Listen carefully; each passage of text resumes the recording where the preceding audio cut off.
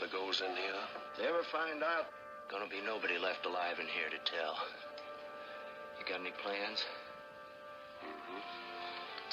We go out shooting sometime tomorrow. So Hangman's Knot from 1952, starring the great Randolph Scott, is a colourful, attractive-looking western produced by Harry Joe Brown and directed by Roy Huggins of TV's The Fugitive fame.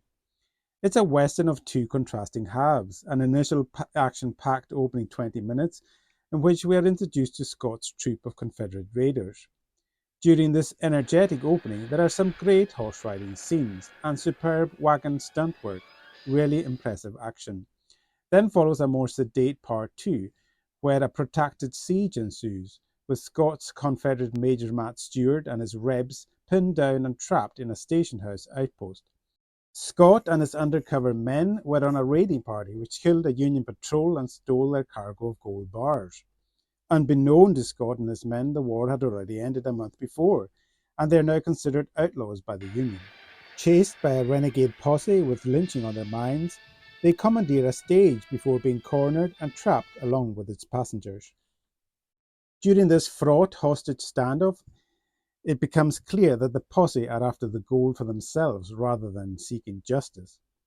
This western has strong themes of conflict and forgiveness running through its veins. Scott and his men are hunted by a bloodthirsty posse, face deep disdain and even hatred from the stage passengers, including station house owner Jeanette Nolan, whose husband and son were killed by the Confederates, and conflict among their own ranks as personalities clash.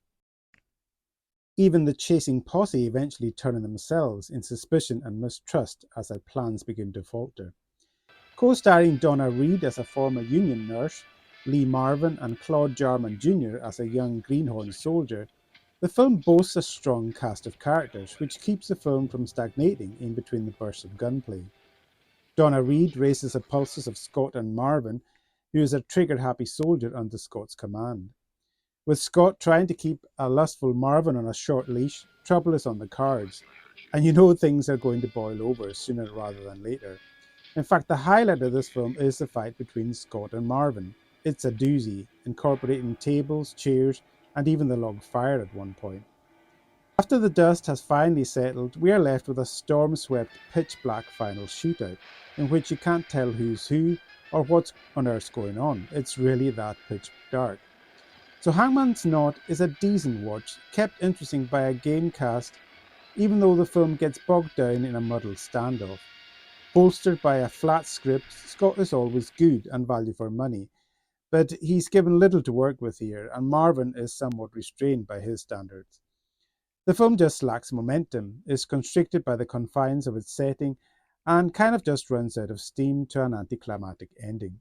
Also, the film's human and emotional loose ends are all tied up a little too neatly for my money, with reconciliation and romance winning the day. A little too static for me, it reminded me of Scott's later Decision at Sundown, although I think this is a better movie than that. So overall, Hangman's Knot is a modest but colourful western, which is always watchable, but never quite rises above the average for me, after a strong opening salvo. My score, 6.6 Sheriff's Tin Stars out of 10. Thank you for your time, and bye for now.